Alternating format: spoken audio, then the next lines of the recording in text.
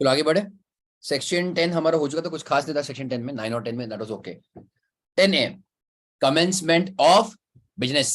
Okay, 10A commencement of business, नया section आया था बीच में, बट या काफी टाइम हो गया उसको आके भी। कमेंसमेंट ऑफ बिजनेस, तो प्लीज ध्यान दो, 10A1, 10A2 एंड 10A3। ठीक है, आगे बढ़े हम लोग।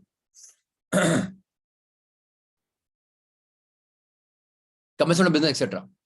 A company incorporated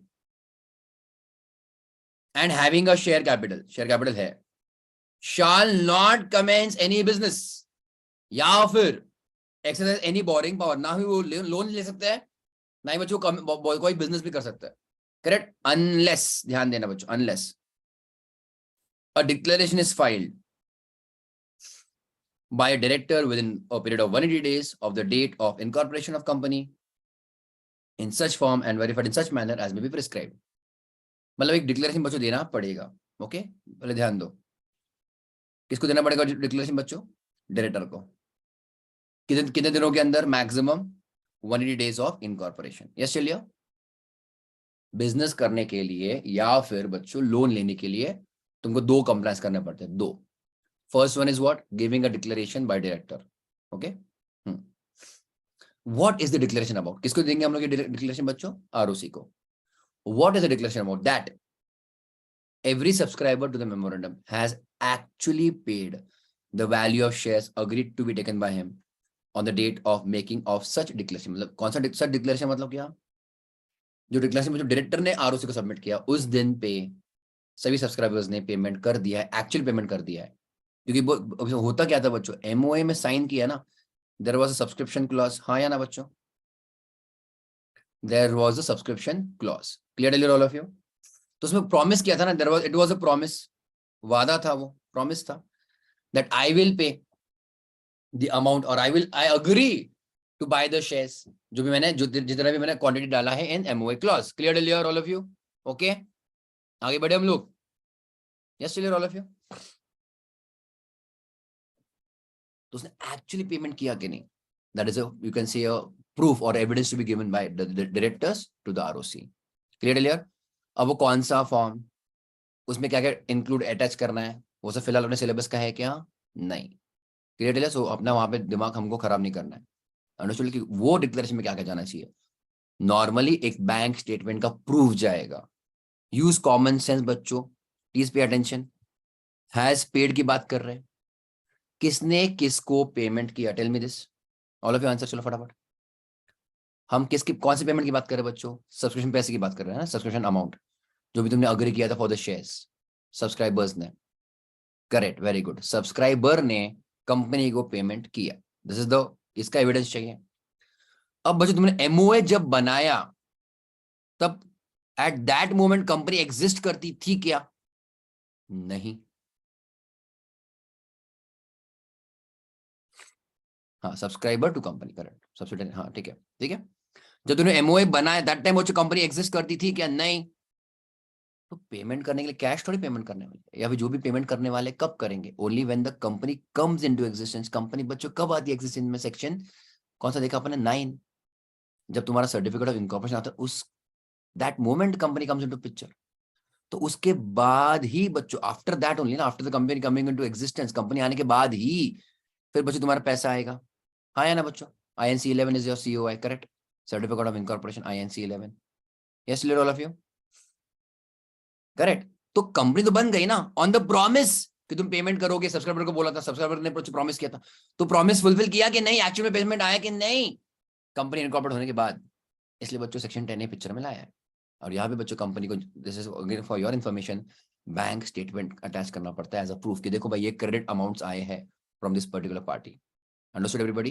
clear? Yes, आगे बढ़ू। तो ये प्रूफ वो छोड़ दो, बट एक डिक्लेरेशन देना पड़ेगा डायरेक्टर को कि भाई एक्चुअल में पैसा आ गया है। यस, चीज वहां पे खत्म नहीं होती। एंड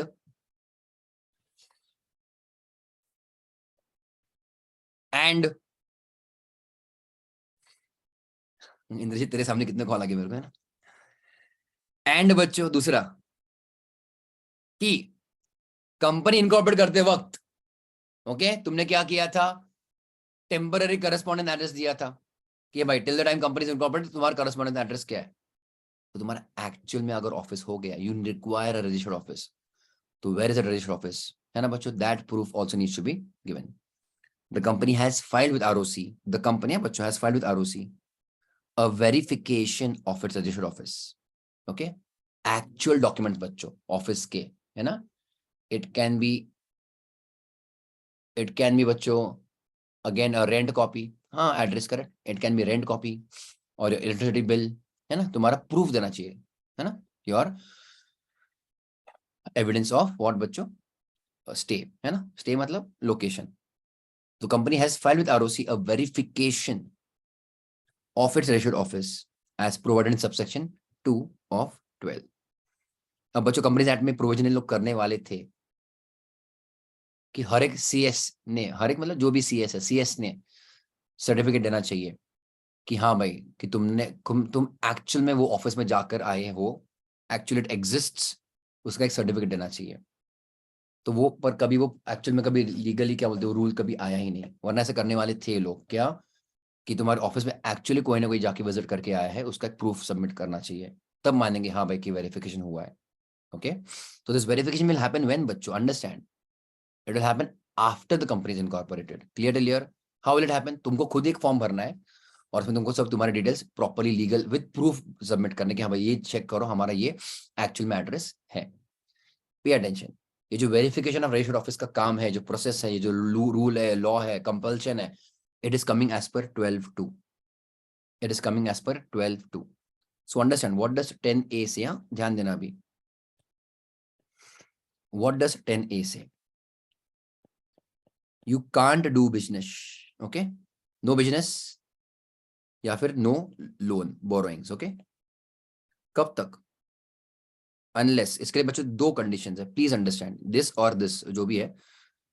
पॉइंट नंबर 1 मैं लिख रहा हूं बच्चों 10A क्लॉज ए, चेक करो 10A का सबसेक्शन 1 का क्लॉज ए. ठीक है एवरीबॉडी, एंड लिखा है बच्चों दोनों के बीच में, एंड 10A(1) का क्लॉज बी. ये तुम्हारे दोनों सेटिस्फाई होने चाहिए, सेटिस्फाई मतलब ये भरे हुए होने चाहिए. तो I am just writing 10A(1) filed and 10A(1) also बच्चों filed. Clear all of you? हाँ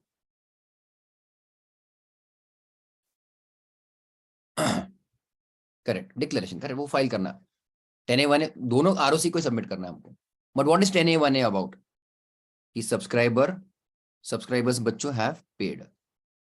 करेक्ट लिया? Understand please now. And 10A(1) क्या कहता है?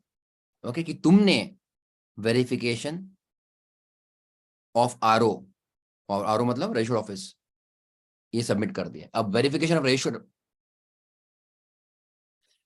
रजिस्टर्ड ऑफिस बच्चों कौन से सेक्शन के अंदर होता है? पर 12(2) के अंदर. I getting my point everybody? कुछ समझा ऊपर से गया? अमन, अभय, निधि, साक्षी, अक्षता, जो लोग भी है, इंद्रजीत, पक्का? ये तुम्हारे दोनों डिक्लेरेशन सबमिट होके होने चाहिए, उसके बाद ही तुम इधर बिजनेस करो या फिर बोरोइंग्स लो. क्लियर लिया? ओके. अब इसका, अब सुनो मेरी बात, थोड़ा सा ध्यान दो.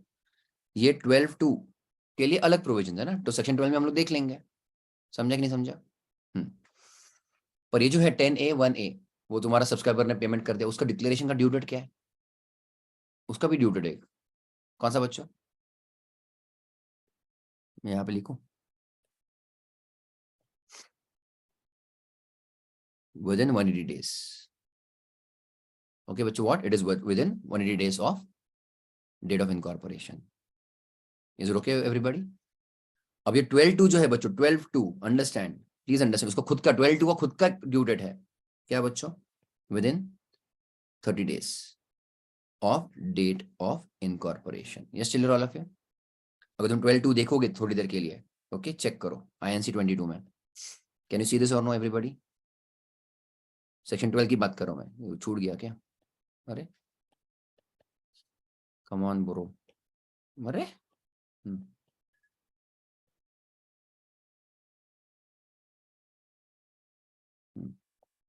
ओके सेक्शन 12(2) क्या कहता है बच्चों? 12(2) में the company shall furnish to register verification of its RO within कितना बच्चों? 30 days of its incorporation. कुछ समझा कि नहीं समझा? ये तो करना ही करना है ना अलग से.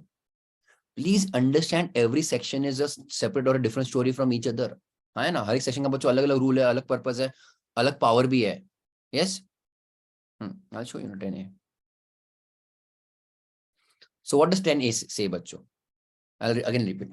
10A ने क्या बोला कि तुमको 2 कंप्लायंस करने, उसके अलावा तुम बिजनेस से फिर बोरिंग नहीं कर सकते. कंप्लायंस क्या है?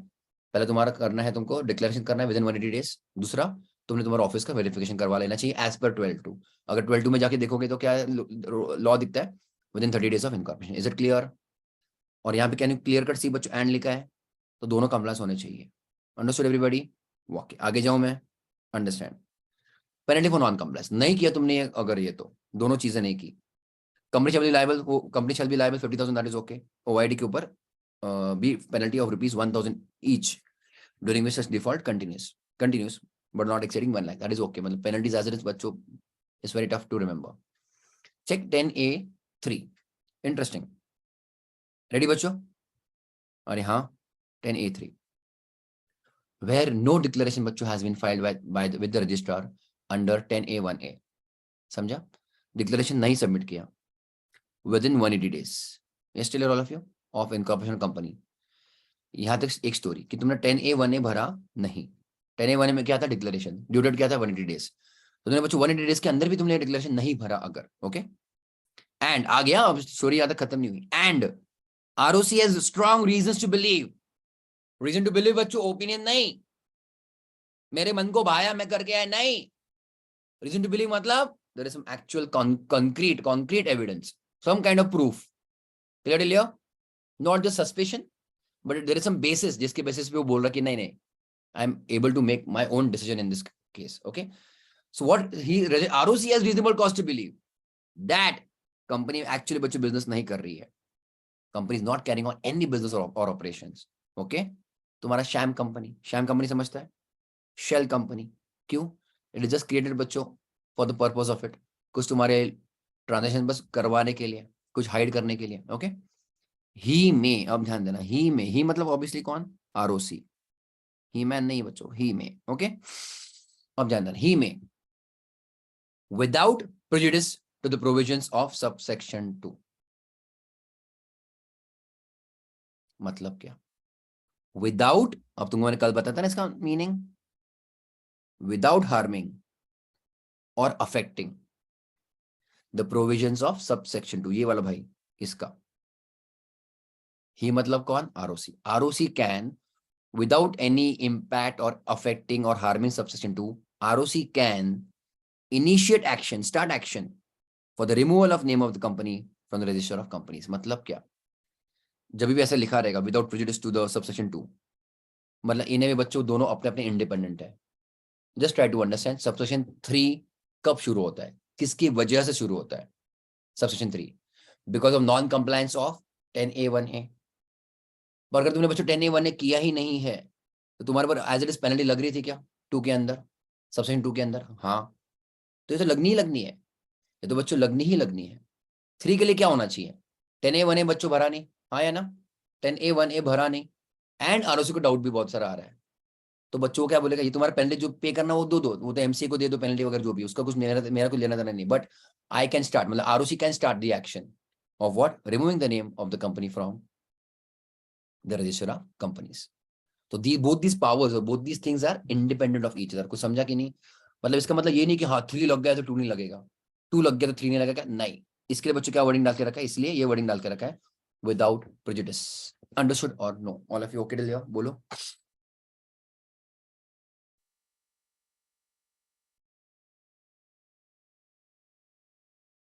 Everyone okay till here? All of you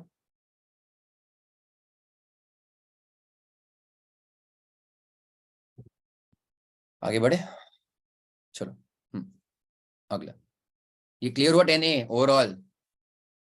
पक्का ना बच्चों? ठीक है,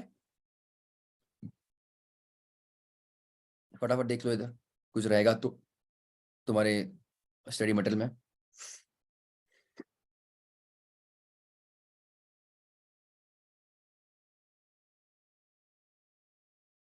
बल्कि बात था ना शायद ये तुम्हारा 10. हाँ ठीक है. तो तुम्हारा स्टडी मटेरियल में बस कवर करो। 10A हो गया अपना, 180 डेज भी हो गया यहाँ पे डायरेक्टर। इसका पेनल्टी तुम्हारे 2 के अंदर भी हो गया, और 3 के अंदर बच्चों अपन ने क्या दिखा, विदाउट प्रेजुडिस था वो। आगे और थोड़ा सा देखे रखा, टाइम पास कर रहा हूँ मैं, ठीक है।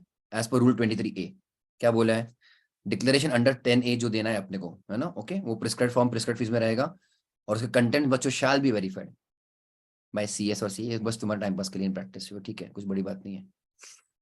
In case of company pursuing objects requiring registration और approval from these regulators, okay. तो in the case of a company pursuing objects requiring registration or approval from any sectoral regulators such as RBI, SEBI, the registration or approval, as the case may be, from such regulator shall also be obtained and attached with the declaration। मतलब जब तुम 10A1A भरोगे या फिर 10A1B का तुम्हारा वो office वाला declaration, उसमें तुम इनका अप्रूवल भी जोड़ दोगे, ओके। कुछ खास बात नहीं फिर से, ठीक है, नथिंग ग्रेट। ओके, आगे बढ़े फिर हम लोग। अब आते बच्चों इंपॉर्टेंट सेक्शन की तरफ, सेक्शन नंबर 12 चलेगा, ready. Registered office of the company, हर एक कंपनी के पास बच्चों ऑफिस होना चाहिए, रजिस्टर्ड ऑफिस। हाँ, it has to be a physical tangible office, clear. It cannot be a virtual office, it cannot be a PO box. PO box मतलब तुम्हारा बस तुमने एक डिलीवरी के लिए एक एड्रेस देकर रखा है, नहीं, एक्चुअल में even if it is a small room चलेगा, तुम्हारा घर का घर है तो भी चलेगा, रेसिडेंशियल घर है तो भी चलेगा, बट एक लोकेशन होना जरूरी है जहां पे लोग जा सकते हैं, विजिट कर सकते हैं, देख सकते हैं कि एक्चुअल में है या नहीं। बात समझी कि नहीं समझी, एवरीबॉडी ओके लियो। तो तुम्हारा खुद का बच्चों ऐसा केयर ऑफ एड्रेस दे दिया, केयर ऑफ, या फिर यहाँ पे जाके तुम हम हमारे सब डॉक्यूमेंट सबमिट करो, वैसा नहीं चलेगा, एक्चुअल में कुछ ना कुछ तुम्हारा लोकेशन होना चाहिए, correct clear. So every company needs to have a registered office always. दूसरा, what is the importance of registered office, okay, दो चार इसमें इंपॉर्टेंस है। पहले तो बच्चों तुम्हारा सभी all the important documents will always be kept at registered office, clear, all important documents which will be kept at registered office, correct। Then any communication बच्चों with the company will be dealt with where RO only। तुमको company के साथ communicate करना है, notice भेजना है, invite भेजना, कुछ भी भेजना है, कुछ भी लेटर भेजना बच्चों, where will you send, registered office, इसलिए हमको चाहिए, हाँ या ना। Then most important, determining what jurisdiction बच्चों ऑफ रजिस्टर्ड ऑफिस, हाँ या ना। डिटरमाइनिंग व्हाट बच्चों, jurisdiction of the registered office, मतलब जुरिस्डिक्शन मतलब क्या, तुमको अगर कंपनी के ऊपर केस करना है तो तुमको ऑफ केस कहां पे करना पड़ेगा, वो लोकेशन पे जहां पे रजिस्टर्ड ऑफिस है। तो भले बच्चों कंपनी मल्टीनेशनल कंपनी है, उनके 10-10 20-20 100 ब्रांचेस है ऑल ओवर इंडिया, हाँ या ना, और तुमको कंपनी का कुछ केस करना है, you can't file a case जहां पे ब्रांच ऑफिस है या फिर जो तुम्हारा नजदीकी है, to go to that police station और that you can say court जहां पे रजिस्टर्ड ऑफिस है, या फिर रजिस्टर्ड ऑफिस जिसकी जुरिस्डिक्शन में आता है, रजिस्टर्ड ऑफिस जिसकी जुरिस्डिक्शन में आता है, जुरिस्डिक्शन में आता है, तो वो वहां पे पुलिस का केस या फिर तुमको कोर्ट में अप्लाई करना पड़ेगा, clear लियर। So very important what, determining jurisdiction of the company, understood लियर, हाँ या ना। अपार्ट फ्रॉम दैट, ये तुम्हारे हम लोग एक केस डिस्कस किया इनवर्ड कम्युनिकेशन के लिए। इनवर्ड मतलब क्या, कंपनी को लेटर भेजना है तो कहां पे भेजेंगे, रजिस्टर्ड ऑफिस। उसके अलावा नाउ कंपनी बच्चों कुछ भी आउटफ्लो करेगी, कोई भी डॉक्यूमेंट्स का आउटफ्लो मतलब आउटवर्ड कम्युनिकेशन, कोई भी, it can be letter, notices, circular, advertisements, purchase order, any kind of email, any kind of anything, whatever it is, yes everybody, anything. तो हर एक डॉक्यूमेंट पे क्या होगा, क्या क्या होगा बच्चों, टेल मी। कंपनी का नाम, दूसरा CIN, वेरी इंपॉर्टेंट, तीसरा कम्युनिकेशन डिटेल्स। अब कम्युनिकेशन डिटेल्स में क्या रहेंगे, तुम्हारा telephone, fax, email etcetera, website of the company. ये तीनों चीज बच्चों हमेशा कोई भी आउटवर्ड डॉक्यूमेंट पे होनी ही चाहिए। सॉरी, एक चीज भूल गया मैं, अच्छा मैंने बोला क्या नहीं पता, I don't know, registered office, okay, नहीं, हाँ रजिस्टर्ड ऑफिस रहेगा था मेरा। सो कंपनी का नाम CIN, रजिस्टर्ड ऑफिस का address, okay, I am repeating, registered office का address, and lastly communication details, ये होने ही चाहिए and all the outward documents, clear यार, हाँ है ना। अगर कोई कंपनी नाम चेंज करती है तो क्या होता है बच्चों, किसी को कुछ याद है, मैं ही बड़बड़ कर रहा हूं कब से। अगर कोई कंपनी नाम चेंज करती है तो उनको पुराना नाम लगाना पड़ता है क्या, बताओ। एवरीबडी, रिजर्वेशन ऑफ नेम नहीं रे बाबा, we are not incorporating a company. Section 10 के आगे 9 के आगे अपनी आगे अपनी कंपनी बन गई है, सेक्शन 9 के आगे। So now we are talking of the companies exists. Okay, तो कोई कंपनी है, हाँ, तो उनको नाम चेंज करना, रिजर्वेशन रिजर्वेशन का काम हो गया ना रे। हाँ, लिखना पड़ेगा, कितने टाइम के लिए लिखना पड़ेगा बच्चों? कोई कंपनी अपना नाम बदलती है तो उनको नया नाम एंड पुराना नाम भी लिखना पड़ेगा। कितने टाइम के लिए बच्चों? Up to 2 years। अरे बाबा, up to 2 years। Okay, so old name also as well as new name also. कुछ समझा कि नहीं समझा? अप टू, ये बेसिक चीज है, आई एम जस्ट डिस्कसिंग बेसिक चीज है। अब तक तो मैंने प्रोविजन कुछ पढ़ा भी नहीं। Okay, so company will have to name changes allowed by the way, तो उसको कोई टेंशन नहीं है। तुमने नया नाम चेंज, मैं तुमको मैंने कल क्या बताया था पिछले लेक्चर में, कोई भी कंपनी का पहला as such point of contact, point of contact, पहला point of identification for any company what, उसका नाम है। जो अगर तुम कल जाके आर्टिकलशिप करोगे तो लोग पूछे कौन सी फॉर्म, नाम तो बता, बिग फोर में या लास्ट फोर में, कुछ भी रहेगा। ओके, नाम पूछेंगे ना लोग, तब तुम्हारी औकात के ऊपर वो जजमेंट पास करेंगे एनीवेज। सो सबसे पहले बच्चों क्या नाम पूछते, तो नाम ही बदल दिया तुमने कंपनी का, कंपनी वही है, कंपनी वही है, बस नाम बदल दिया। And you need to declare both of it for some time, ताकि लोगों को समझे कि भाई तुमने नाम बदल दिया है। तो 2 साल के लिए, 2 years from the date of change of name. तो न्यू नेम डालोगे, प्लस ब्रैकेट में आगे क्या लिखोगे, also known as, earlier known as, erstwhile, ऐसे कुछ ना कुछ नाम डालोगे, चलेंगे हमारा पुराना नाम क्या था, कितने टाइम के लिए, 2 साल के लिए from the date of change of name. एक चीज रह गई थी और एक, हर एक ऑफिस के बाहर, हर एक छोड़ो, तुम्हारा रजिस्टर्ड ऑफिस है ना, तो रजिस्टर्ड ऑफिस के बाहर तुमको एक नेम प्लेट लगाना पड़ेगा। Okay, significantly it should be always displayed. तो जो तुम्हारा ऑफिस है, रजिस्टर्ड ऑफिस, वहां पे तुमको ऑफिस के बाहर नेम प्लेट लगाना पड़ेगा। The name can be in printing, engraved और whatever, the name should always be displayed at the registered office of the company. हाँ या ना? क्लियर? बट रजिस्टर्ड ऑफिस के बाहर जो रजिस्टर्ड ऑफिस का एड्रेस भी दिखाना पड़ेगा। रजिस्टर्ड ऑफिस के बाहर जो नेम प्लेट है, वो नेम प्लेट पे रजिस्टर्ड एड्रेस भी लिखना पड़ेगा। Clear? But not just this, वो कंपनी का कोई भी ब्रांच रहने दो, आई एम रिपीटिंग ना बच्चों, वो कंपनी का बच्चों कोई भी ब्रांच रहने दो, कोई भी, मतलब जनरली शायद तुम लोगों ने देखा रहेगा कि कॉर्पोरेट ऑफिस सिटी में है, रजिस्टर्ड ऑफिस सिटी में है, पर फैक्ट्री तो ऑब्वियसली MIDC में है, या फिर इंडस्ट्रियल कोई एरिया में है। तो फैक्ट्री कहीं और, काम कहीं और होता रहता है। हाँ या ना बच्चों? Isn't it? तो हर एक तुम्हारा जो भी फैक्ट्री का यूनिट है, ब्रांच है, कुछ भी रहेगा, हर एक यूनिट के बाहर तुम्हारा रजिस्टर्ड ऑफिस का एड्रेस भी आना चाहिए। कुछ समझा कि नहीं समझा? आना ही चाहिए। Clear all of you?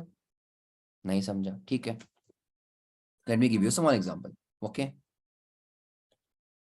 Late me say there is अ टाटा का कंपनी है, टाटा ऑटोकॉम, पुणे में है वो। Okay, I am just giving you a small example. ठीक है, उसका रजिस्टर्ड ऑफिस लेट अस से लॉ कॉलेज रोड पे,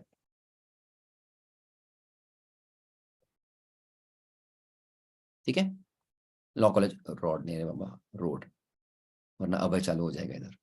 हाँ, आगे बढ़ू मैं? ओके, अब इनके, this is a manufacturing company, but this is a city area. इधर छोटू सा ऑफिस, उनका छोटा सा बिल्डिंग है, छोटू बोल रहा हूँ मैं, छोटू बट है, बिल्डिंग है इनका। इधर थोड़ी मैन्युफैक्चरिंग कर रहे वो लोग सिटी में। उनका जो मैन्युफैक्चरिंग यूनिट है, फैक्ट्री, वो बच्चों इंडस्ट्रियल डेवलपमेंट कॉर्पोरेशन में है। MIDC सभी को समझता है ना, एक एग्जांपल के लिए दे रहा हूं मैं। हाँ या ना? चुप ना रहे बाबा। ओके, या फिर कोई SEZ में है, समझ रहे सभी को? ओके एवरीबॉडी, या फिर IT, what ever it is manufacturing company. However, इधर इनका क्या है बच्चों, एक यूनिट है, समझा कि नहीं? मैन्युफैक्चरिंग, ठीक है। अब ये जो फैक्ट्री है, मैं इसको let me call this factory, ये फैक्ट्री के बाहर, अब है पढ़ाई पे ध्यान दे, ये फैक्ट्री के बाहर, ओके,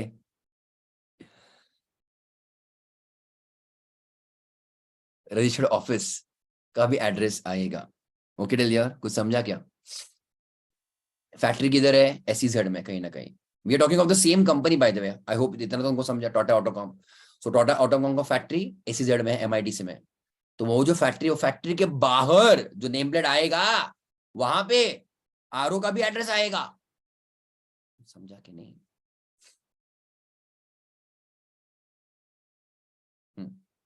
नहीं, आई तो गिव यू एग्जांपल्स, उसका टेंशन नहीं है। Okay everybody. हाँ, सिंपल लैंग्वेज में हर एक ब्रांच पे, हर एक ब्रांच ऑफिस पे, हर एक ब्रांच पे रजिस्टर्ड ऑफिस का एड्रेस डिस्प्ले होना चाहिए। ओके, यस निधि करेक्ट, मैं वो तो नो प्रॉब्लम, या अंडरस्टूड ऑल ऑफ यू। ठीक है, आगे बढ़े। चलो लेट्स गो अहेड एवरीबॉडी, और कुछ नहीं बचता अपने इधर। चलो, once a company gets incorporate it is required to maintain registered office, उसका कोई टेंशन नहीं है। There address can not be a PO box office, मतलब वो छोड़ दो, मतलब it can not be just an online thing, but must be a physical location where someone is present. It should be open but during normal business hours.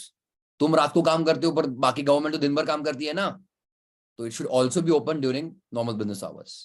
Clear? तुम्हारा BPO है, KPO है, रात के काम है, बट नॉर्मल बिजनेस आवर्स में open होना चाहिए। ओके, क्या बच्चों नेसेसिटी है ऑफिस रखने की, क्यों चाहिए हमको? ओके, ध्यान देना। तो is required for communication and serving of necessary documents, notices, letters, है कि नहीं बच्चों? And it is also बच्चों important for determining the jurisdiction of the court, कि कौन से कोर्ट में जाके हम केस करें against that particular company या against that particular company। समझा कि नहीं समझा? तो फिर से लेट अस से वही एग्जांपल, अभी तुम्हारा रजिस्टर्ड ऑफिस बच्चों यहाँ पे पुणे में है, आया ना बच्चों? यस एवरीबॉडी, ये पुणे में है। कोई बच्चों यही कंपनी का एक वेंडर है, वेंडर समझता है ना? वो बैठा बच्चों बच्चों चेन्नई में, उसको गुस्सा आ गया कंपनी को, कुछ झगड़ा वगड़ा हो गया, तो बच्चों ये जो वेंडर है चेन्नई का, वो चेन्नई में केस नहीं कर सकता। ओके, उसको बच्चों पुणे के कोर्ट में आके केस करना पड़ेगा अगेंस्ट द कंपनी। क्यों? क्योंकि company is coming under Pune jurisdiction. Is it okay everybody? Under a court of the Pune, under court of the Pune jurisdiction. Clear all of you? वरना चेन्नई वाला बोलेगा नहीं मेरे इधर केस करेंगे, मेरे इधर कांड हुआ है ना, अगेंस्ट द कंपनी, तो कंपनी के रजिस्टर्ड ऑफिस के जुरिडिक्शन में केस करना जाके करना पड़ेगा। ओके ऑल ऑफ यू, आगे बढ़ू मैं। वेरिफिकेशन तो ऑलरेडी अपन कर चुके थे, क्या समझा? तुमको 30 दिनों के अंदर, इंपॉर्टेंट 30 दिनों के अंदर तुमको INC-22 भरना है। वो छोड़ दो कि व्हाट इज इट अबाउट, कि this is my actual address and I am submitting the proof, this is my actual address registered office का। आगे अब ध्यान देना, एवरी कंपनी शाल, अब ध्यान दो, पेंट और अफिक्स इट्स नेम, फिक्स करना it's name, 1, address of RO, 2, on the outside of every office और प्लेस जहां से वो बिजनेस करते हैं। It can be go down also, समझा कि नहीं? Go down, storage, what ever it is, branch, factory, everything, जहां जहां से तुम कुछ भी काम कर रहे हो, कॉर्पोरेट ऑफिस, क्या था वो, रजिस्टर्ड ऑफिस, कुछ भी office, even if it is a small office, yes, any kind of business conducted by the company, जहां जो भी लोकेशन है, हर एक लोकेशन के बाहर समझा क्या क्या था, हर एक लोकेशन पे नाम कंपनी का और RO का address. Is it okay everybody? तो अगर तुम्हारी बैंक है बच्चों, अगर तुम्हारी बैंक है, बैंक के तो hundreds and thousands of branches रहेंगे, हर एक ब्रांच के बाहर जनरली ऐसा होना चाहिए कि तुमने क्या किया है बच्चों, रजिस्टर्ड ऑफिस का एड्रेस प्रिंट आउट किया है, प्रिंट आउट मतलब डिस्प्ले किया है। क्लियर? आगे बढ़े। अरे हाँ,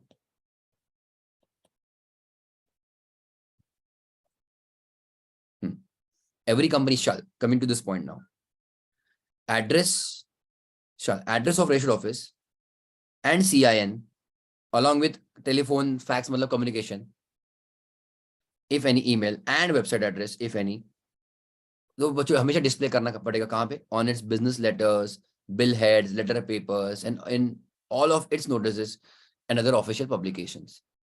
ओके, ये समझा? हर एक आउटवर्ड कम्युनिकेशन जो बच्चों जाएगा उसमें उनको ये सब चीजें देनी पड़ेंगी।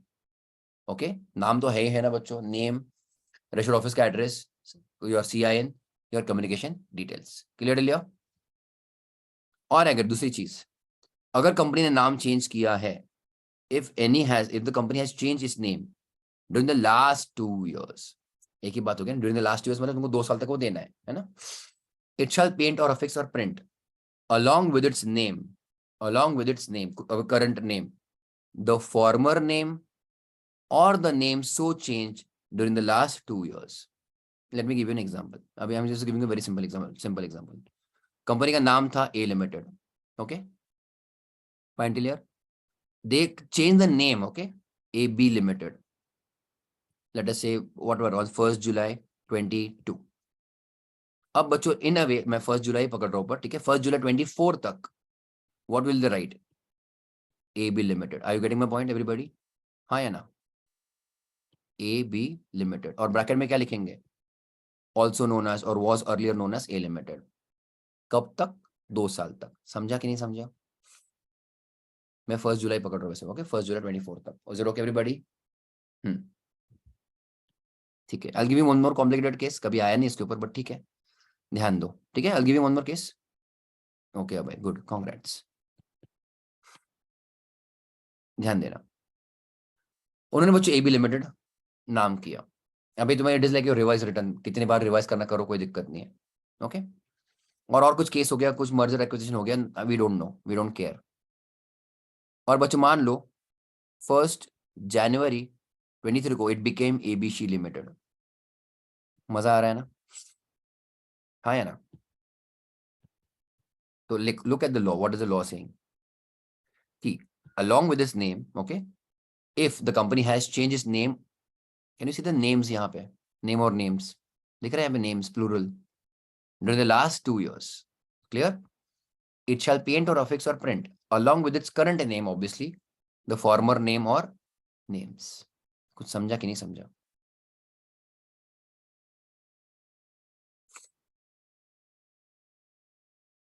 ड्यूरिंग दिस लास्ट 2 years मतलब क्या? अब सी कॉमन सेंस तो पहली बात ये है, हाँ, कि जो करंट नेम है वो तो तुम दिखाओगे ही दिखाओगे. अब ध्यान देना. अब मान लो मैंने एक नेम प्लेट बनाया खुद का नया वाला. अरे यार, तो अब बच्चों ने नया नेम प्लेट बनाया अपना, है ना? अब नेम प्लेट में दिख क्या रहा है? एबीसी लिमिटेड ना, the current name, the latest name. अब बच्चों ब्रैकेट में क्या लिखेंगे? Was previously known as A B limited and was also previously known as A limited. कुछ समझा कि नहीं समझा? Correct Leo. Can you tell me बच्चों, ए लिमिटेड वाला बच्चों नाम कब हट जाएगा? जब उन्होंने चेंज किया ना, तो 1 जुलाई को ये चेंज हो जाएगा तुम्हारा. 1 जुलाई 24 को आया ना पुराना वाला नाम. Yes clear? और ये वाला कब, मतलब ए बी कब हटा देंगे वो लोग? 1st January only I am taking 25 को. मतलब उसके बाद, बेसिकली उसके बाद फिर ए बी भी हट जाएगा. 1st July 24 के बाद ए हट जाएगा नाम से. करेक्ट लिया? एंड 1st January 25 से ए बी भी हट जाएगा. इज इट ओके और no? You want, you can write on this example. Name change. This is also name change. Write on this. चलो फटाफट. तो यहाँ पे लिख देना till.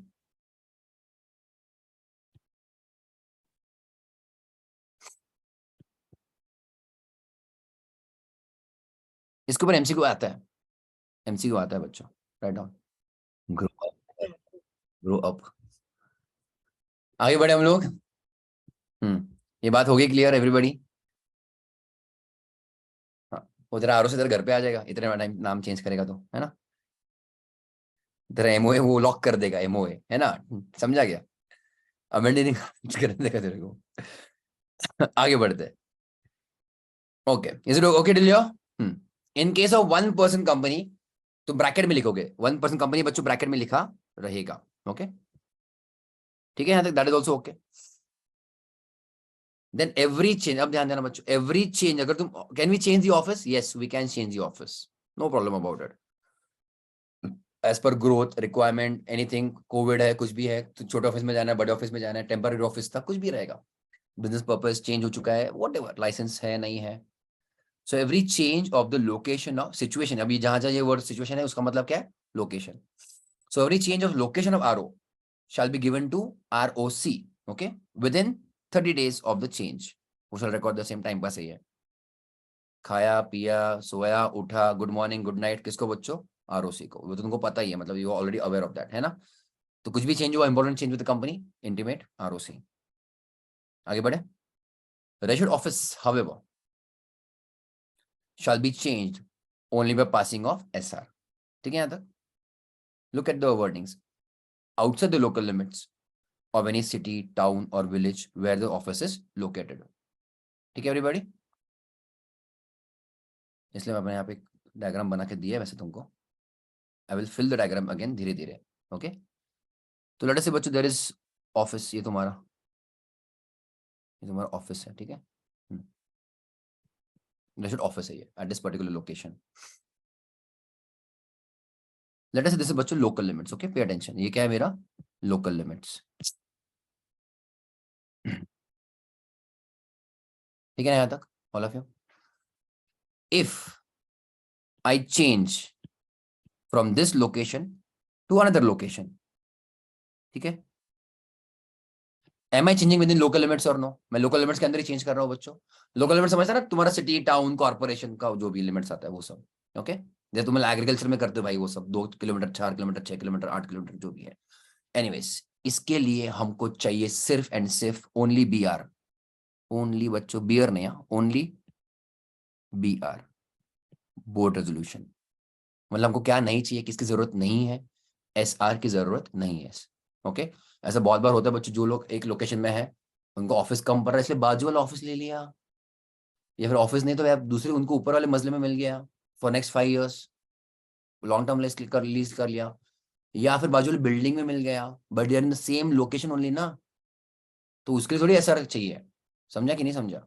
So as long as you're in the same town location village, जो भी इनका वर्ड इज दिया है लोकल लिमिट्स लेट अस से, तो हमको चाहिए ओनली बोर्ड रेजोल्यूशन। और लीगली स्पीकिंग उन्होंने क्या वर्डिंग यूज किया है? We don't require S R. Is okay everybody? अरे हाँ या ना? तो मतलब एज सुन एज, अब बच्चों यहाँ पे अपन शिफ्ट करते रहते ऑफिस को, एज सुन एज बच्चों I go beyond the local limits, क्या चाहिए? एस आर चाहिए। ये तुम्हारा रजिस्टर्ड ऑफिस ही है, एस आर चाहिए मतलब चाहिए, पाइजे मंजे पाइजे। ओके एवरीबॉडी, अब ध्यान देना। बट ये लोकल लिमिट्स के बाहर भी कुछ ना कुछ अगला वाला तुम्हारा कुछ ना कुछ लिमिट रहेगा। लोकल लिमिट के बाहर गए पर किसके अंदर हो?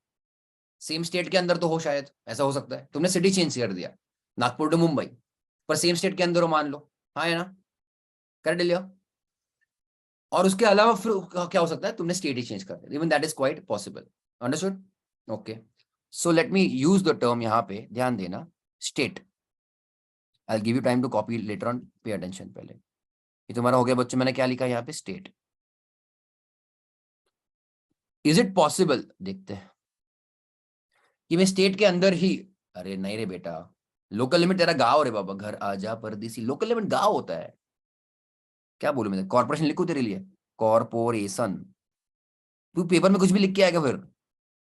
लोकल लिमिट्स मतलब क्या? अरे ये हो गया ना सर्कल तेरा एक, ये तेरा लोकल लिमिट्स का सर्कल था, समझा ना? अरे urban agri land, rural agri land, कुछ याद है कि नहीं? तो वैसा वाला सर्कल कॉर्पोरेशन का अंदर वाला, समझा? कॉर्पोरेशन के बाहर क्या है? दूसरा कॉर्पोरेशन है, दूसरा गांव है, दूसरा सिटी है, पर वो दोनों सिटीज, ये वाला और बाजू वाला सिटी, एक ही स्टेट में रहेंगे ना नॉर्मली। मैं थोड़ी बॉर्डर की बात कर रहा हूं। Okay everybody, what example I give you today, let us से दिस मुंबई। ओके, ये मुंबई था, मुंबई का लोकल लिमिट्स। और अभी ये तुम्हारे बच्चों नागपुर, चलेगा क्या? सेम स्टेट है कि नहीं? हाँ ना? क्लियर लियो? ओके, तो right now we are still in same state अभी वाले केस में, पर इज इट पॉसिबल कि हम एक सिटी टू दूसरे सिटी से जा रहे हैं, we are in the same state, but हमारा आरओसी चेंज हो रहा है? बाबू चेंज्ड,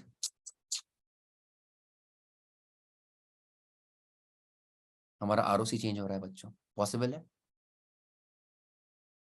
या यस, ये सब है।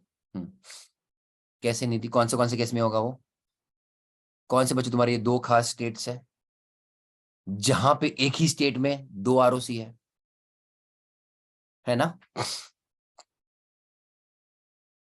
Anybody, everybody? ये तुम्हारा महाराष्ट्र का आएगा, महाराष्ट्र गवर्नमेंट का, महाराष्ट्र स्टेट का तो है कि मुंबई का आरओसी अलग से है, और मुंबई के बाहर अदर्स, डायरेक्ट उसको बोलेंगे अदर्स, अदर देन मुंबई के लिए बच्चों आरओसी अलग, इवन नागपुर के लिए और पुणे के लिए एक ही आरओसी है bye the way. Okay, Mumbai के लिए अलग, Mumbai is a different zone only. ये तुम्हारा स्टेट ऑफ महाराष्ट्र, दूसरा आई थिंक तुम्हारा तमिलनाडु, आई थिंक उधर भी तुम्हारे 2 आरओसी है। एक ही स्टेट में 2 आरओसी है, हो सकते हैं, कल जाके वो लोग और कुछ रूल्स बदलेंगे और आरओसी डाल दिया डिपेंडिंग ऑन द रिक्वायरमेंट, कर सकते हैं वो लोग। क्लियर लिया? However there are also other way around also, मतलब ये तो बस तुम्हारे फिर नॉलेज के लिए। बहुत सारे स्टेट्स का भी एक आरओसी हो सकता है, like north eastern states along with West Bengal and मान लो सिक्किम, सब मिला के एक ही आरओसी पॉसिबल। क्लियर लियर, ऑल ऑफ यू क्लियर?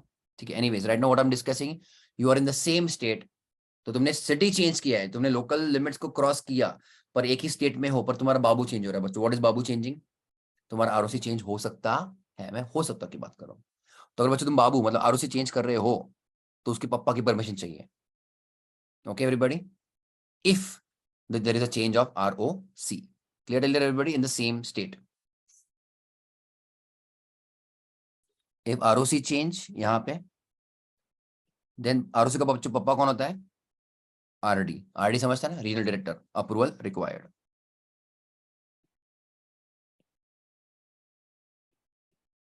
यहाँ तक ओके बच्चों? अरे हाँ या ना? और अगर तुमने बच्चों स्टेट ही चेंज कर दिया, क्या किया बच्चों तुमने? स्टेट ही चेंज कर दिया, तो most likely, yes most likely, क्या मोस्ट लाइकली बच्चों ऐसा होगा, मैं अभी यहाँ पे कर दूं क्या इसको, इसको ऐसे रख दो, चलो मोस्ट लाइकली। ओके, तुम्हारा बच्चों क्या होगा? यस इंद्रजीत, वो तो है। एसआर चाहिए इसके लिए, हाँ एसआर भी चाहिए। Clear clear, and CG approval चाहिए, डायरेक्ट गवर्नमेंट से अप्रूवल चाहिए, CG approval. But please understand, यहां से लेके यहां तक when the story was with in the same state, तो उसके लिए अलग सेक्शन आएगा। एंड व्हेन नाउ बच्चों इज चेंजिंग द स्टेट, उसके लिए अलग सेक्शन आएगा। समझ रहा है कि नहीं समझ रहा है? सेक्शन मतलब क्या? Impact of section directly. जब तुम स्टेट के अंदर चेंज कर रहे हो, सेक्शन 12 ही पिक्चर में आएगा, और तुम स्टेट के बाहर चेंज कर रहे हो, तो सेक्शन 13 पिक्चर में आएगा। इंद्रजीत डीएम में आंसर करो, क्यों बच्चों? Tell me why. Aman, Abhay, Sakshi, Akshata, निधि।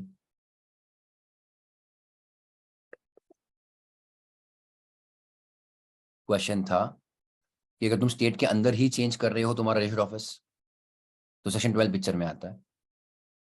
पर तुम स्टेट के बाहर लेके जा रहे हो रजिस्टर्ड ऑफिस को, तो सेक्शन 13 पिक्चर में आता है।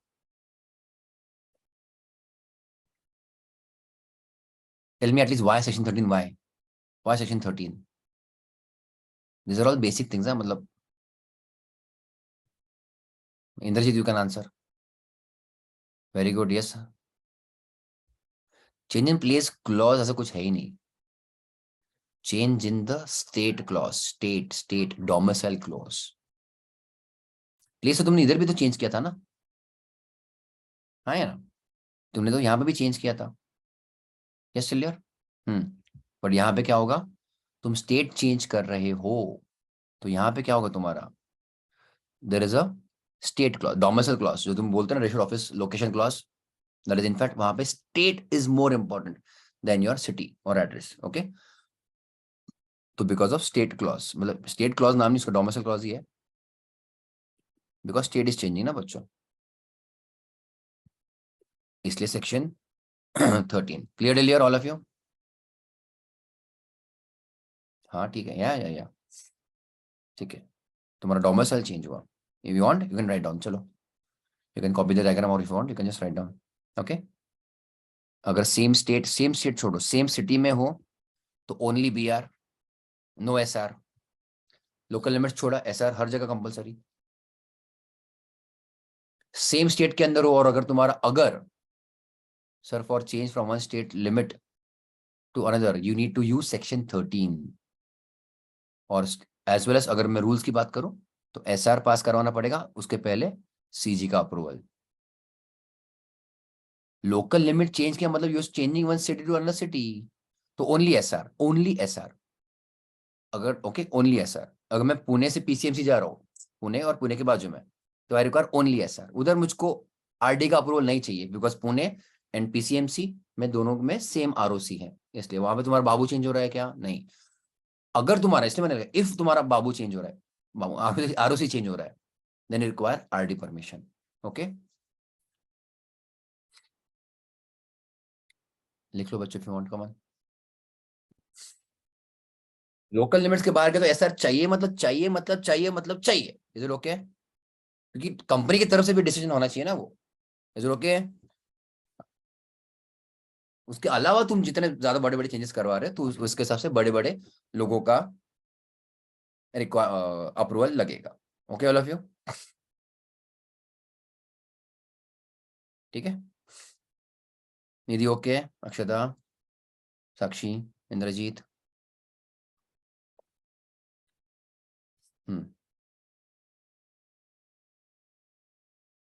आरडी का अप्रूवल कब चाहिए? 100 बार मैंने बोल दिया। If ROC is changing then RD approval required.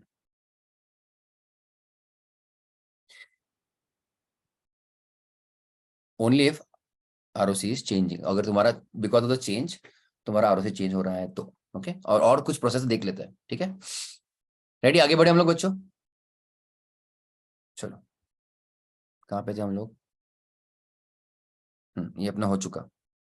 Local limits के बाहर गए एसआर। ठीक है, आगे बढ़े। Where a company changes the place of is RO from jurisdiction of one बाबू टू अनदर बाबू within the same state. ये तुम्हारा बस एक्सेप्शन बहुत कम केसेस में होगा, तुम्हारा महाराष्ट्र वाला, तमिलनाडु वाला, ठीक है? तो उसके क्वेश्चन का भी एक्सपेक्टेड नहीं है, बट डायरेक्ट डायरेक्ट क्वेश्चन आ सकता है ना, डायरेक्ट क्वेश्चन। बिकॉज तमिलनाडु में 2 आरओसी, महाराष्ट्र में 2 ROC, this is matter of general knowledge. Okay, सबको नहीं रहेगा वो। एनीवेज, तो तुम्हारे अगर 2 अलग अलग आरओसी एक ही स्टेट में, okay, then such change has to be confirm by RD. समझा? अपने वही लिखा है, एक ही स्टेट में हो, चेंज कर रहे हो, बस एसआर चाहिए। बट एक ही स्टेट में हो, चेंज कर रहे हो, उसकी वजह से आरओसी भी चेंज हो रहा है, तो आरडी का भी परमिशन चाहिए। क्लियर है? आगे बढ़े। तुमने जैसे चेंज किया तो अपने को बच्चों विद इन 30 डेज बताना ही है ना, ये तो याद है ना? जब जब जैसे जैसे चेंज किया विद इन 30 डेज बताओ। आगे बढ़ू मैं? चलो। Communication and filing of confirmation. The confirmation of change of RO from jurisdiction one ROC to another ROC within the same state shall be. इसका पूरा बच्चों पूरा स्टोरी है। मैं अपने वाले एग्जाम्पल को हटा देता हूँ। ये जाओ तो ऊपर की तरफ तो ठीक है। ध्यान देना। तो कंपनी बच्चों अप्लाई अप्लाई करेगी आरडी को। आरडी हम आरओसी चेंज कर रहे हैं, है ना? आरडी बच्चों फिर से कम्युनिकेशन किसको रिटर्न में देगी? रिटर्न मतलब अगर रिवर्ट कंपनी को, है ना? तो चेक करो। The confirmation of change of registered office from jurisdiction one ROC to another ROC within the same state shall be communicated within 30 days from the date of receipt of application by RD to the company. तो company ने RD को तो apply किया किया। RD ने बच्चों company को कितने दिन के अंदर बताना चाहिए? 30 डेज के अंदर। 30 डेज। ओके एवरीबॉडी, आगे बढ़े हम लोग। The company shall file confirmation with ROC within a period of 60 days. बाबू को पता है, बाबू छोड़ के जा रहा हूं, हाँ है ना? 60 डेज छोड़ के जा रहा हूं मतलब I am changing the ROC, okay, of the date of confirmation who shall register the same. और वो बच्चों एक बार हो गया तो आरओसी फिर से कंफर्मेशन लेटर देगा फिर से कंपनी को ही, ओके, विद इन 30 डेज तो सर्टिफाई द रजिस्ट्रेशन। ओके, कि भाई हाँ तुम चले गए या फिर तुम किसी और के हो गए। Yes all of you? All of you okay? मतलब there is an outgoing ROC now and there is an incoming ROC now. बात समझ रहे हो कि नहीं? एक जाने वाला, एक आने वाला। Understood everybody? तो न्यू सर्टिफिकेशन ऑब्वियसली कौन देगा? न्यू तुम्हारा आरओसी, है ना? सर्टिफाइड रजिस्ट्रेशन मतलब कौन? New ROC. He will take it on record.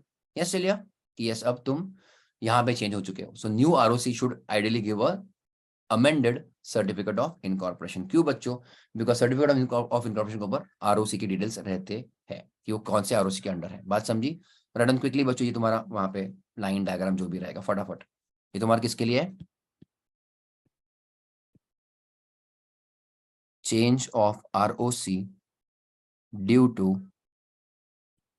Change in RO. समझा ऑल ऑफ यू? या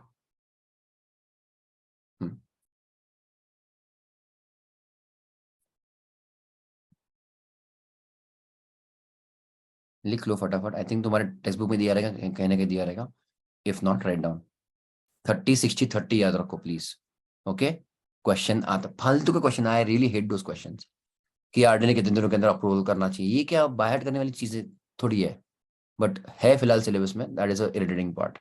फिर तुमको लिमिट्स, डेट्स, अमाउंट्स याद रखने हैं. ओके, 30, 60, 30. कंपनी टू आरडी तो हो चुका, वो कभी भी अप्लाई करो. तो आरडी टू कंपनी 30, कंपनी के बाद फिर आरओसी 60, और फिर से बच्चों ROC to back to company 30, है ना. आगे बढ़ू मैं. Yes, penalty for non compliance you can read, not a big deal. अभी हम सेक्शन 12 में ही है ना, ध्यान देना. तो ये तुम्हारे बोल्ड डिटेल्स मतलब बीच में चेंज हुआ था.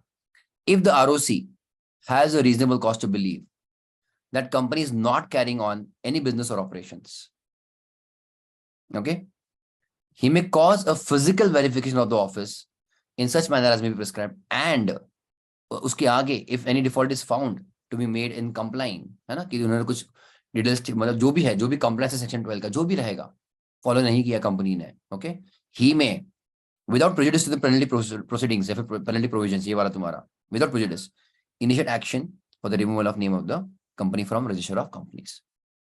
अब 10A3 में भी सेम था, हाँ या ना. But can you tell me बच्चों 10A3 जो अपन ने किया, 10A सबसेक्शन 3 का पावर आरओसी को कब मिलता है? देयर इज वन लैप्स और यू कैन से नॉन कंप्लायंस बाय कंपनी, तभी बच्चों आरओसी का पावर चालू होता है अंडर 10A3. कुछ समझ रहा है कि नहीं समझ रहा है? Can you keep both of them in front of you? 10A3 में क्या देखा? सेम वर्डिंग था थोड़ा सा. ROC has a reasonable cost to believe कि ये लोग वहां से काम नहीं कर रहे, हाँ या ना. तो मीन देने के बच्चों start for what? Initiate the process for removal of the name of the company. Yes चलिए, ये भी ठीक था ना. बट क्या है बच्चों 10A3 कब आता है पिक्चर में? There is one non compliance. कौन सा वाला पढ़ो ना नालायक को, फटाफट चेक करो. यहाँ पे लिया है बच्चों and reasonable cost to believe तो आरओसी का है, पर उसके पहले गलती किसकी है? कंपनी की. कौन सी गलती है बच्चों? क्या गलती है? कि कंपनी ने 10A1A नहीं भरा, कंपनी ने 10A1A नहीं भरा, समझा. और उसके अलावा ऊपर से आरओसी को तो डाउट आ ही रहा था, but he has a reasonable cost to believe, not just doubt but reasonable cost to believe. कुछ एविडेंस है उसके पास, समझा. तब 10A3 का बच्चों पावर आता है किसके पास? आरओसी के पास. 12 में देखो बच्चों एंड में कुछ देखे रखा है ऐसा? कुछ भी देखे रखा? कुछ भी कभी भी कुछ देख के रखा है कि तुमने 30 दिन के अंदर ये वेरीफाई नहीं किया था या कुछ भी? Anything? There is no time limit given as such for the ROC. उसको जब भी जो भी डाउट आए, ओके, रीजनेबल कॉस्ट, फिर से reasonable cost to believe, you can always demand from ROC what is your reasonable cost to believe. कि तुम हमारे पास हमारा ऑफिस ही नहीं, तुमको ऐसे क्यों लगा? मेरे मन को भाया, मेरे को कुछ इन्फॉर्मेशन मिली तो we can ask it on record. देखा तेरा इन्फॉर्मेशन अलाउड है बच्चों. What is the record? Anyways, so not just that, he can get the office verification done. Verification done, everything is okay, no problem. Verification done, everything is not okay, then he can start बच्चों process of removing the name. Okay? अरे हाँ, और अभी okay लियो. समझा कि नहीं समझा? आगे बढ़ो. मैं कहाँ पे था? 12 में थे ना. ये तुम्हारा हो चुका. ओके, कुछ रहेगा तो क्विकली चेक. एक एक चीज फालतू का कभी कभी इन्होंने पूछा था, एक अटेम्प्ट में पूछा था. ठीक है, रिपीट. कुछ रहेगा तो अब पे अटेंशन. कि कंपनी को कॉर्पोरेट ऑफिस चेंज करना है, what process it should adopt. And लोग बच्चों सेक्शन 12 लिख के आ गए because you don't know difference between corporate office and registered office. Okay, to understand it could be different from head office or corporate office, so please somewhere write down head office oblique corporate office. बच्चों वो कुछ भी नाम use करेंगे, तुमको क्या? उन्होंने दिया भी था क्वेश्चन में, all decisions are happening at corporate office. तो हम लोग क्या करें? Is it a registered office? नहीं. तो सेक्शन 12 किधर भी मत घुसाओ. ओके, तो what will write down is not equal to registered office. समझा कि नहीं समझा? उनको हेड ऑफिस बदलना है, उनका खुद का मैनेजमेंट का डिसीजन है, इंटरनल डिसीजन है. हम लोग क्या करें बच्चों? उसमें कुछ लेना देना नहीं अपना. Okay, they want to change corporate office, BOD को किधर और बिठाना बिठाओ, हमको क्या करना है? कुछ नहीं. Clear? Registered office is important for us. Understood? If they are changing registered office तो सेक्शन 12. करेक्ट. यस. इसके ऊपर क्वेश्चन इनफैक्ट आ चुके हैं, बहुत टाइम हो चुका, इसको 2 साल हो चुका. कोविड के बाद का जो बैच था 2021 में कोई तो अटेम्प्ट में पूछा था, बहुत बड़ा स्टोरी देके रखा था उन्होंने, that they want to change corporate office. There is no provision for that, or there is no section 12 उसके लिए applicable नहीं होता है. ओके, आगे बढ़ो. मैं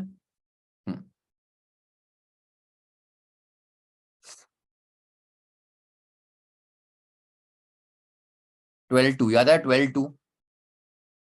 The company shall furnish to ROC verification of its direct office within 30 days. Okay, बाकी लोगों को एग्जाम्पशन हो छोड़ दो. लेबलिंग ऑफ कंपनी मतलब नाम बच्चों वो तो अपने देख लिया है ना. चेक करना पेंट और affix is name. Okay at on the outside of every office. Check करो, I am repeating again now. Address of registered office बच्चों हर तुम्हारे हर एक ब्रांच के बाहर रजिस्टर्ड ऑफिस का एड्रेस देकर रखना चाहिए. Okay on the outside of every office और a place which in which business carried on in a conspicuous position. मतलब basically it should be always visible, है ना. छुपा के रखा कोपरे में, कोपचे में, ऐसा नहीं. In legible letters and all of that. And if characters employed are not those of languages in general use in that locality, then also in characters of that languages. Okay, जो भी characters रहेंगे वो. Okay, have its name engraved in legible characters on its seal. उसका seal बच्चों stamp ये कर लिया अपन ने. Have its name printed on hundis, promissory notes, BOE and such a document as may be prescribed. वो भी ठीक है. ओपीसी बच्चों ब्रैकेट में लिखा जाएगा, ये भी अपना हो चुका. नेम चेंज हो चुका. ये तुम्हारा जब भी तुमने ऑफिस चेंज किया तो 30 डेज के अंदर आरओसी को बताना है. आईएफएससी का छोड़ दो. Change by passing of SR, local limits के बाहर गए तो ओके तो एसआर चाहिए, मतलब चाहिए. तो ऑफिस चेंज करो तो बच्चों तुम डायरेक्ट आरओसी का ही. Hundis are still used by company. नहीं रे बाबा, वो भी क्या बस सिलेबस में है इसलिए है. कोई रेयर लोगों ने कुछ रहेगा तो रहेगा. तुम्हारा तुमको पता ही है तुमको सिलेबस तुम्हारा कैसा है ना. Read everybody till your read. 1 minute. 30 60 30 खेल लिया अपन ने, वो भी खेल लिया अपन ने. तो यहाँ ये भी तुम्हारा टेबल है. That is also okay. Okay all of you. तुम्हारा क्वेश्चन है भाई वही ना. हम एक सिटी टू दूसरे सिटी जा रहे हैं, देख रहा सभी को. पर अगर हम लोग आरओसी चेंज नहीं हो रहा हमारा तो बस क्या होगा, एसआर चाहिए, है ना. तो हम एक दूसरे सिटी में जा रहे हैं इन द सेम स्टेट, बट उसके वजह से आरओसी भी चेंज हो रहा है तो हमको बच्चों आरडी का परमिशन चाहिए. यस चलिए everybody. From one state to another section 13 में जाएंगे हम, तो बाद में देखेंगे. Certificate, a conclusive evidence of compliance of requirements of this section. The certificate shall be conclusive evidence. मतलब फाइनल एविडेंस कि जो भी रिक्वायरमेंट्स है चेंजिंग की वो सब कर लिया है. Penalty in default, reasonable cost to believe भी अपना हो चुका. ठीक है, done. Alright tell all of you.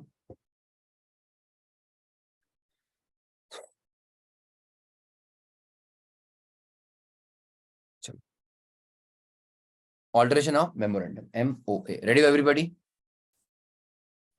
तुम्हारे जो भी क्लॉज है जनरली MOA के, दैट यू कैन चेंज. तुमको चेंज करना है तो sir could you explain last point of section 12. हाँ ठीक है. कभी आरओसी को डाउट आया, मतलब reasonable cost to believe. Reasonable, what do you mean by reasonable cost to believe? एक बार का ही बोलता हूँ. तुम्हारे पास स्ट्रॉन्ग या फिर सब्सटैंशियल एविडेंस है, you believe in something. Okay, whatever, good bad ugly god वॉड कुछ भी रहेगा, हाँ या ना. You believe in something, but do you have some reasonable cost to believe it? कुछ रीजन. ओके दैट इज, मतलब the point is, the importance believe की बात नहीं है, क्यों बिलीव कर रहे हो वो इंपॉर्टेंट है. समझा. तो आरओसी के पास कुछ कॉज है, तो यहाँ पे लिख दो. तो चलो कॉज लिखा ही है ना, कुछ वो भी अच्छा खासा कॉज है. उसकी बीवी ने उसको बोला, ऐसे वाली बात नहीं है. ओके, कुछ रीजनेबल कॉज है टू बिलीव क्या, कि कंपनी वहां पे धंधा नहीं कर रही है, is not carrying on any business और ऑपरेशंस. कहाँ पे, जहां पे जो रजिस्टर्ड ऑफिस उनका एड्रेस देकर रखा है. ओके, उसको बस बोला नाम के लिए कंपनी बना के रखी है. तो he may cause a physical verification, मतलब he can send a team, he can go and check also at that location. उसके जो भी रूल्स वगैरह रहेंगे उसके हिसाब से, अपने को उसमें कुछ लेना देना नहीं है. उसके आगे बढ़, and if any default is found, मतलब क्या कि एक्चुअल में वहां पे ऑपरेशन नहीं कर रहे, ऑफिस बंद करके रखा है ना, हफ्ते में एक बार ही खोलते हैं लोग. Okay, and if any default is found, okay, to be made in compliance of over whatever section 12, he may then बच्चों initiate action for removal of name of the company. समझा. Done till all of you. आगे बढ़े. चलो आगे बढ़ते हैं. Section 13, alteration of memorandum. Removal of name means striking off. हाँ, not winding up, winding up उसके पास पावर नहीं है यार, उसके पास। वाइंडिंग अप खुद खुद कर सकते हो या फिर कोर्ट ऑर्डर से ही कर सकते हो, है ना।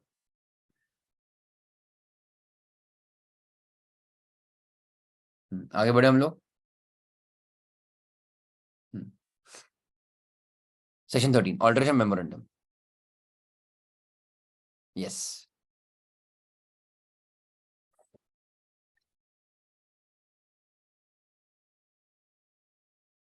सो when will you alter memorandum बच्चों, जब तुम्हारे ऑब्वियसली मेमोरेंडम के क्लॉजेस तुम चेंज कर रहे हो। Name change possible, office change possible, capital clause yes, authorise capital बढ़ा रहे हो घटा रहे हो कुछ भी रहेगा, यस। ये तुम्हारा रहेगा बच्चों मेनली तो। अब अगर ओपीसी है, ओपीसी तो वो भी उसका नॉमिनी वाला याद है ना, नॉमिनी क्लॉज उसमें आता है बच्चों ओपीसी के लिए, तो नॉमिनी चेंज कर सकता है। तो जब भी ओपीसी नॉमिनी चेंज करेगा तो सेक्शन 13 पिक्चर में आएगा कि नहीं आएगा। सेक्शन 13 के रूल्स फॉलो करने पड़ेंगे बच्चों ओपीसी को नॉमिनी चेंज करने के लिए। Answer is no. ये कहां पे पढ़ा बच्चों, हम लोगों ने कहां पे पढ़ा, अभी रूल नंबर 3 में ही पढ़ा। रूल नंबर 3 ओपीसी, कुछ याद नहीं रहता ना 2 दिन पहले का भी, याद आ रहा है क्या। ओपीसी को अगर नॉमिनी चेंज, मतलब ओपीसी का जो मेंबर है ओनर है मान लो, उसको अगर नॉमिनी चेंज करना है या फिर ओवरऑल नॉमिनी चेंज होता है, सेक्शन 13 के प्रोसेस फॉलो नहीं करने हैं, वो नोटिस देगा आरओसी दैट इज डीम्ड कि उसने ऑल्टर कर लिया एमओए। उसके कंप्लायंस बच्चों कम करने हैं हमको, स्मॉल कंपनी के ओपीसी के जो कंप्लायंसेस है कम करने, बढ़ाने नहीं हमको। बात समझिए क्या सभी को। All of you okay till here. Aman, Akshata, हम्म आगे बढ़े। हम्म ओके, कहाँ पे थे हम लोग। Alteration memorandum. Alteration 2 3 include the making of additions omissions and substitutions. Company में alter the provisions of its memorandum. अब सब्सक्रिप्शन क्लॉज थोड़ी हम लोग अमेंड करेंगे, subscription clause, even liability clause बच्चे कैन नॉट अमेंड कि तुम्हारी लाइबिलिटी बढ़ाई है घटाई, you can't do that. So liability can not be change, as well subscription clause can not be changed. Okay, nominee clause तो भी change तुम्हारा करने की जरूरत नहीं पड़ती है फॉर ओपीसी। सो कंपनी में alter provisions of its MOA with the approval of members by SR. समझा, नाम चेंज करना है SR, yes clear. Object change करना है एसआर, वो भी तुम्हारा आएगा, हाँ या ना एवरीबॉडी। देन अगर मैं इसकी बात करूं, ऑफिस चेंज करना है तो एसआर चाहिए क्या, only if you going outside the local limits. कर लिया। बट तुमको एमओए कब अमेंड करना पड़ेगा। हाँ मन हमारा डीएम नहीं आ रहा था। ओके, ठीक है आगे बढ़े। पर ऑफिस अगर तुम बच्चों स्टेट के बाहर लेके जाते हो तो हमको एमओए अमेंड करना पड़ता है, मतलब वो पूरा प्रोसेस करना पड़ता है फिर एमओए अमेंडमेंट का। ओके, आगे बढ़े। पर अगर हमको कैपिटल चेंज करना है, बढ़ाना है घटाना है, तो उसके लिए हम लोग कौन सा सेक्शन फॉलो करते हैं properly, section 61 alteration of share capital is a separate section, याद है ना। 61 ऑल्टरेशन, 62 फर्दर इशू, 63 बोनस, 64 क्या था, नोटिस टू आरओसी शायद अबाउट ऑल्टरेशन से कुछ तो था बाबा वो, है ना। 66 रिडक्शन, ऑल ऑफ दैट। आगे बढ़े हम लोग, चलो।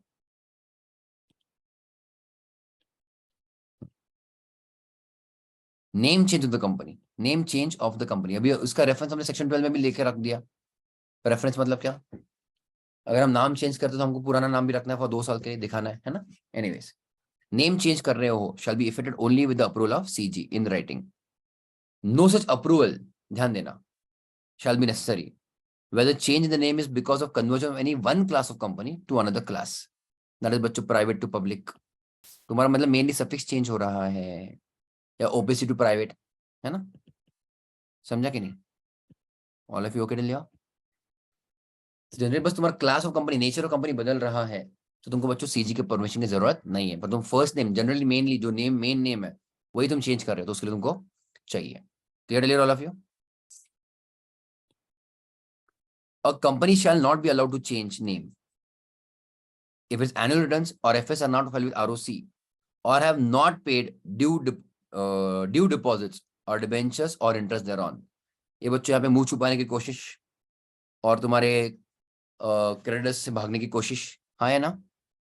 तुमने अगर अब ये तो ध्यान देना, ये तो तुमको याद आना चाहिए 92 और ये तुम्हारा 137। इसके ऊपर बच्चों बहुत इनका फोकस है 92 और 137 के ऊपर। ये तुम्हारे दो कॉम्प्लेक्सेस नहीं हुए हैं, दो या कोई भी कॉम्प्लेक्सेस नहीं हुए, भूल जाओ, you can't change your name. Then you taken deposit debentures, और उसको तुमने पेंडिंग रखा, पे नहीं करा, भूल जाओ, you can't change the name. Clear? Important है ये। Where are the restrictions to, what are the restriction बच्चों, टू चेंज द नेम। हाँ या ना एवरीबॉडी? Okay clear? आगे जाओ मैं, एक मिनट ना बच्चों, इधर भी आइए।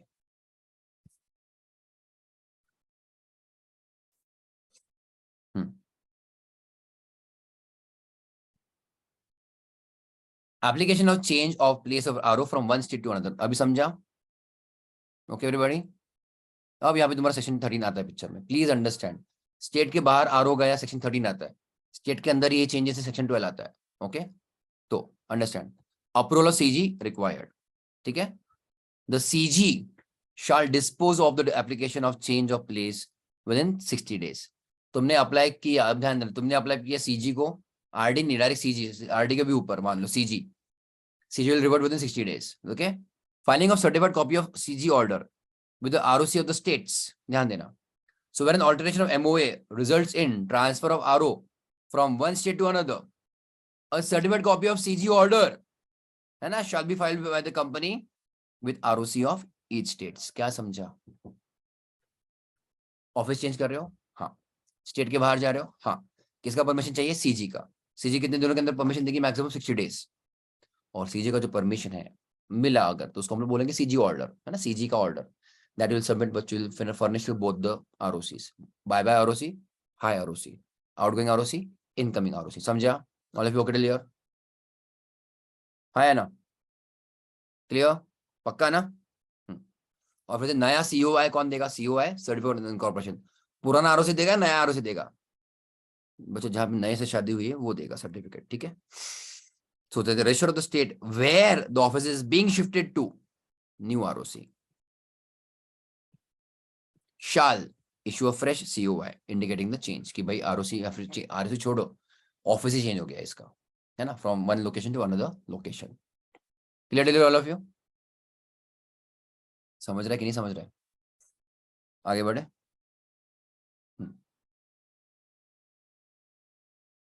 इसका तुम्हारा रेफरेंस आएगा सेक्शन 28। थोड़ी देर में लेता हूँ उसको मैं, पहले इसका ही चेक कर लेते हैं ऑफिस का। ठीक है, तो चेक करो, अगर विद इन स्टेट है, नो ऑल्टरेशन एमओए रिक्वायर्ड।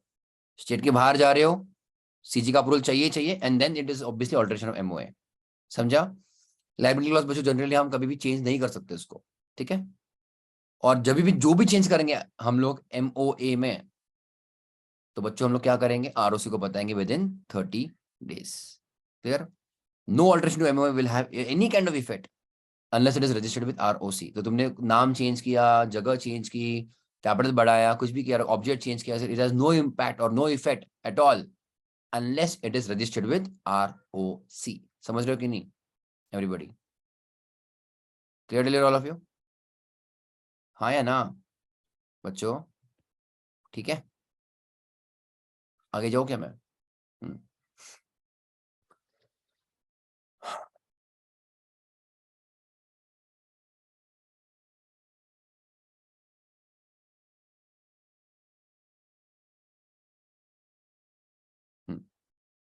यहाँ पे आते हैं, चेंज इन ऑब्जेक्ट। तो ऑब्जेक्ट क्लॉज चेंज कर सकते हो ऑब्वियसली, यस। सेशन 30 में याद रखने से क्या, कुछ नहीं, कुछ खास नहीं है, बस ऐसा। सेशन 30 में तुम्हारे पास प्रोसेस, वो सीजी ऑर्डर 60 डेज याद रखो। अभी सीजी ऑर्डर 60 डेज के अंदर हमको आरओसी को सबमिट करना है। ठीक है, sorry, CG will give the order और अप्रूवल विद इन 60 डेज। ठीक है, सेक्शन 20 मतलब क्या? तुम्हारा ऑब्जेक्ट तुम चेंज कर रहे हो, possible, also allowed, no problem. उसके लिए तुमको एसआर चाहिए। Look at this point and this बच्चों I deal with in section 28। एक बार पढ़ो इसको, कुछ इसमें याद आ रहा है या नहीं? बिल्कुल भी याद नहीं आ रहा है मुझको बताओ, I tell you, I help you with that, no issues. पढ़ो पर इसको एक बार, कुछ याद आ रहा है, कुछ पढ़ा हुआ है ऐसा? अब let me just give you. हाँ इंद्रजीत, अभी कुछ तो मैसेज आया, डीएम का नहीं पता। हाँ इंद्रजीत ठीक है, ध्यान देना। तो अगर कंपनी का ऑब्जेक्ट चेंज करना है, can it do so? Yes, by passing SR, वो कोई टेंशन नहीं है। पर अगर तुम ऑब्जेक्ट चेंज कर रहे हो पैसा लेने के बाद लोगों से, तुमने प्रॉस्पेक्टस इशू किया, तुमने वो प्रॉस्पेक्टस में सब डिटेल्स बताया, ऑब्जेक्ट भी बताया, और तुमने लोगों से बच्चों पैसा भी ले लिया, तो तुमने प्रॉस्पेक्टस में ऑब्जेक्ट बताया था ना, वो बच्चों पैसा लेने के बाद तुम ऑब्जेक्ट चेंज कर रहे हो, पैसा लेने के बाद, is it correct? Absolutely not, it is not fair बच्चों। ये तो मतलब काइंड ऑफ फ्रॉड की तरह हो गया ये तो। पैसा ले लिया उसके बाद, पैसा ले लिया उसके बाद वो लोग चेंज कर रहे हैं, हाँ या ना, दो object, that will be wrong. But even that is possible कि पैसा लेने के बाद भी हम ऑब्जेक्ट चेंज कर रहे हैं, उसके लिए हमको सेक्शन 28 फॉलो करना पड़ेगा। यस और नो एवरीबॉडी? ठीक है एवरीबॉडी, कुछ समझा कि नहीं समझा? सेक्शन 28 फॉलो करना पड़ेगा कब? पैसा लेने के बाद हम ऑब्जेक्ट चेंज करें। तो सेक्शन 28 में क्या लिखा है कि तुमको अप्रूवल चाहिए लोगों से फिर से, and that too through passing a postal ballot. बच्चों पोस्टल बैलेट में एक्चुअल फिजिकल मीटिंग होती है या नहीं होती है? बोलो। अक्षता, साक्षी, निधि का आंसर आ चुका। क्या नाम है इसका? Aman, Abhay. What is postal ballot?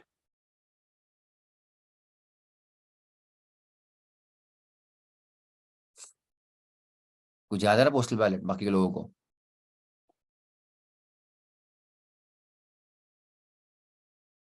Sending a post, हाँ लव लेटर है ना तेरा ये। एक्चुअली सही बात है ना? बट सामने सामने मीटिंग हो रही है बच्चों पोस्टल बैलेट में? नहीं, पोस्टल बैलेट में बच्चों एक्चुअल में फिजिकल सामने सामने मीटिंग नहीं हो रही है। We just tell the members to send their what voting, इधर इन फेवर, पुराने जमाने वाला वोट ना, लगा ही था मुझको। खतरनाक कंसेप्ट बच्चों के, खतरनाक कंसेप्ट में डिफॉल्ट है। पोस्टल बैलेट नाम पोस्टल है, मतलब you can send by post and even electronic means, नाम पोस्ट है, okay. But in fact it is used for the one of the most important decisions in the company। Section 110 आएगा तुम्हारा उसमें, okay. और section 110 में फिर से इसका ही रेफरेंस आता है सेक्शन 28 का, कि अगर ऐसा कांड ऐसा मैटर हुआ है तो उसका वोटिंग पोस्टल बैलेट के थ्रू ही करना चाहिए। व्हाट इज पोस्टल बैलेट बच्चों? It is a deemed meeting. It is what बच्चों? Show of hands, electronic means, demand for poll, show, then this postal ballot. It is an deemed meeting, adjourned meeting, actual में physical सामने meeting नहीं हो रही है, but उसको माना जाएगा कि मीटिंग हुई। तुम लोगों ने पढ़ा है कि नहीं पढ़ा है कुछ, या फिर याद नहीं आ रहा है?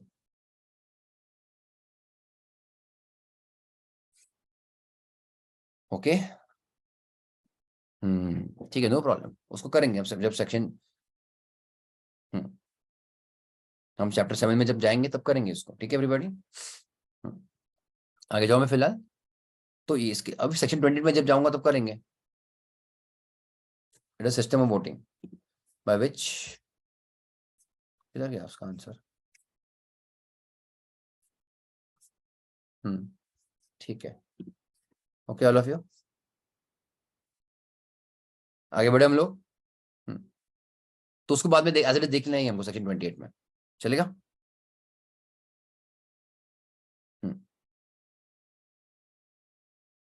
ओके एवरीबॉडी, चलो अभी के लिए इतना ही। कल फिर से हम in the next lecture I take ICI का स्टडी मटेरियल सेक्शन 13 वाला, okay everybody, and then will go to the next of the sections, okay चलो। I hope you are guys are studying properly अच्छे से, है ना? कितना घंटा हो रहा है तुम्हारे पढ़े बताओ मुझको सब लोग, डीएम करो या फिर एवरीवन में डालो या फिर व्हाट्सएप पे डालो। आई नो भाई, पढ़ाई कर रही हो कि नलायक हो? हाँ इंद्र जी, वो छोड़, तेरा तो क्लास चल रहा है, बाकी के लोग? हम्म, क्लासेस छोड़ के तुम्हारी पढ़ाई होनी चाहिए, समझा, अच्छे से इज्जत में, है ना? हाँ बीकॉम की एग्जाम्स भी है, वो सब टाइम पास भी है, आई नो, चलेगा।